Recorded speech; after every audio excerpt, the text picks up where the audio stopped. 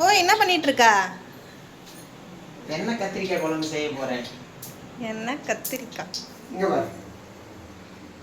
மசாலா அரைச்சி கத்திரிக்காயில் ஒரு 5 நிமிஷம் போட்டு வச்சிடணும். என்ன ஆச்சுங்க? என்ன மசாலா? தக்காளி, வெங்காயம், பூண்டு, கொஞ்சம் மிளகாத்தூள், மல்லித்தூள், தேவையான அளவு உப்பு போட்டு மிக்சியில் அரைச்சி எடுத்துக்கணும்.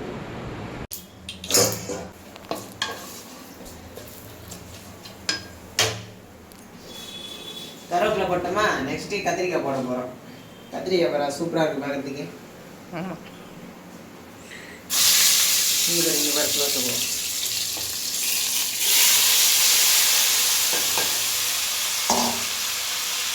அப்படியே மெதுவாக எண்ணெயில் வதக்கி எடுத்துக்கலாம்.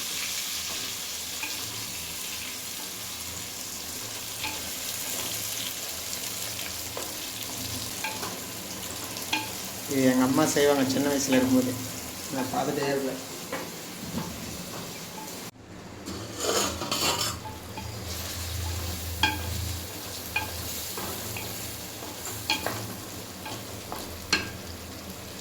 இப்போ வந்து மூடியை திறந்து மசாலா ஆட் பண்ணிக்கலாம். நல்லா வதங்கிருக்கு கத்திரிக்காய். இப்போ வந்து மசாலா ஆட் பண்ணிக்கலாம்.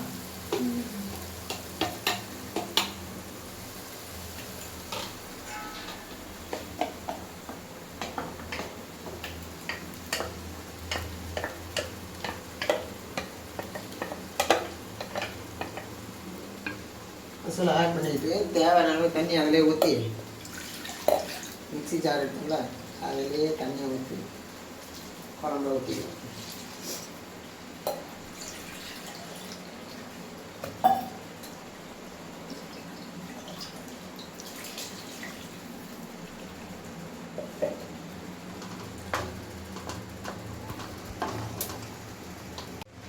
இது ஒரு 10 நிமிஷம் நல்லா கொதிக்க வச்சுட்டு உப்பெல்லாம் கரெக்டாக இருக்குதான்னு செக் பண்ணிட்டு இறக்கிடலாம்.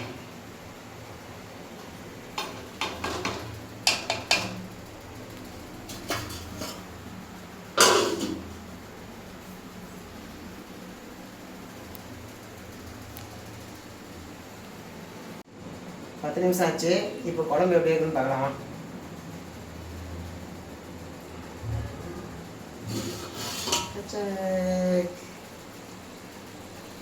சூப்பராக இருக்குன்னு நினைக்கிறேன்.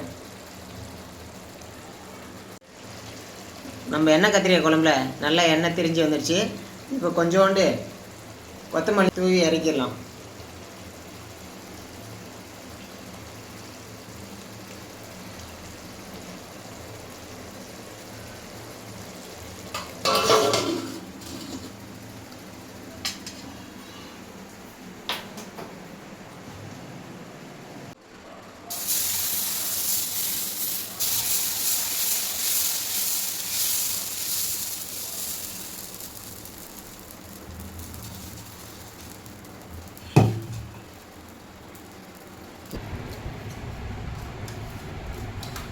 கத்திரிக்காய் எண்ணெய் கத்திரிக்காய் குழம்பு தோசை எப்படி இருக்குன்னு பார்ப்போம்.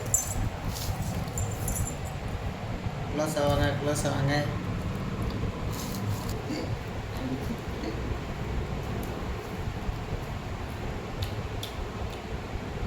சூப்பராக இருக்கு.